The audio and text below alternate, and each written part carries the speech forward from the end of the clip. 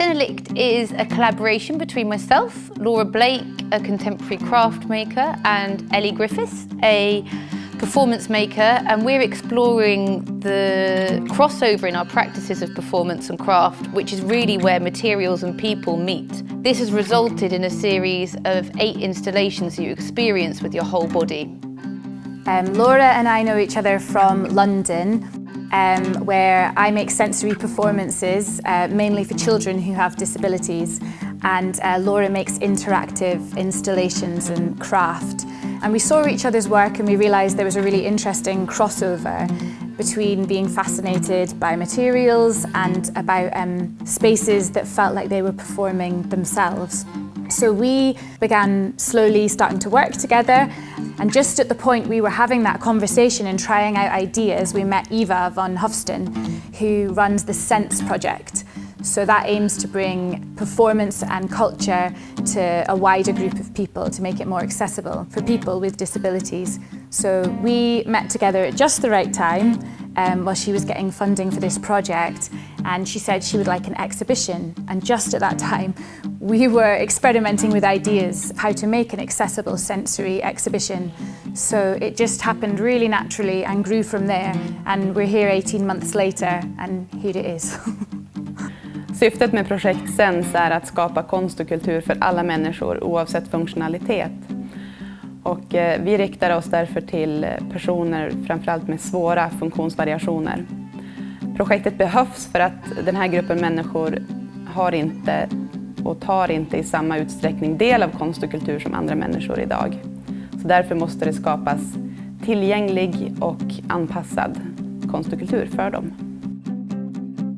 Den här utställningen är det första som händer i projektet, och den kopplas ihop med den första scenkonstföreställningen som görs.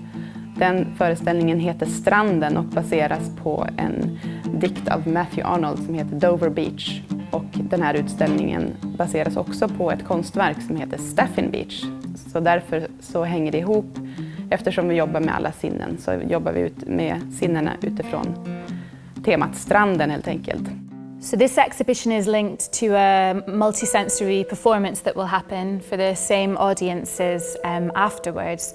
So in one way it's a preparation for the audience to have a nice time and to have an experience of the themes and some of the textures of the show, but also it's a standalone piece of work. And we've been working particularly with a young artist called Greta Macmillan in Scotland, and she uses eye gaze technology to paint with, and she did a painting of Staffin Beach in Scotland, and so this exhibition is a 3-dimensional walkthrough of her painting. Yeah, eye gaze technology is an iPad that is in front of her, so to communicate she looks to press a button to speak and to communicate. I understand everything, but sometimes need time to answer. And with her painting, she picks the colours and she paints the lines of the painting, all using her eyes. So what was really interesting about this concept was that she had a series of sensory experiences exploring the Isle of Skye, and from that her interpretation was this painting. And then from her interpretation of that, we've taken the painting to recreate some sensory experiences so that our audience and visitors will feel like they're walking around the Isle of Skye. And in a very abstract, non-literal manner, we hope that it feels like from the beginning of dawn in the beach until evening, walking across Staffin Beach. Jag fick idén till en utställning för att en utställning är mer lättillgänglig än en scenkonstföreställning. Så därför så tänkte jag att om man börjar med det så kan det kan vara en ögonöppnare för besökarna och publiken. The process of making the exhibition has been trying out a lot of experiments in 2 quite intense periods of research and development over a space of a week, and then inviting audiences to come and see those experiments, and from their reactions we then develop the work on further, which is how we've got to the space we're in now. And for me, a particularly joyful moment was seeing someone sit in front of the large piece of silk that Ellie and I have in front of a fan, because this is something that we've always been obsessed with, and now we have it in a public gallery space and people are sitting and watching it like it's a television, but it's just a really beautiful, peaceful moment with a material and its movement. And I think it's the same with like the platforms that sing. There are things that we find fascinating, but until they meet other people, you don't know if other people will share that. And along the way, sometimes things we've loved, people have had no interest in, and we have to ditch even though even though we love it. So when you find something that you're all interested in, that's when you get really excited, and that's when you know that you're getting there, you're onto something.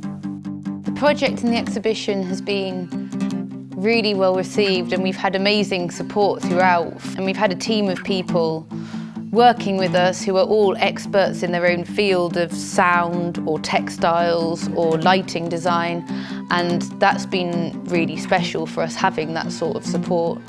And there's just been a general excitement about the possibilities of this project and what we can do in making a really inclusive sensory art exhibition. Ja, i projektet Sens och i utställningen så har man ju arbetat med att alla verkligen ska få ta del av konst och kultur. Och det är ju en del av vårt uppdrag. Och jag är väldigt glad för att den här utställningen öppnar här på museet. Och sen hoppas jag verkligen att det blir en utställning som kommer att vandra i landet. För det kommer också teaterföreställningen att göra. The legacy I hope for this project is I'm excited obviously for it to tour to other venues and other institutions, and hopefully it does that as an exhibition. But also I hope that other art institutions will see the brave step that Helsinglands have taken and the depths they have gone to make this work inclusive, and how well that works and how much that helps a space be inclusive. And that's for me a really integral part of the legacy, that I hope it makes other places start to show this sort of work. Yeah, and other artists. I hope that other artists see it and think they'd like to try working more in this way.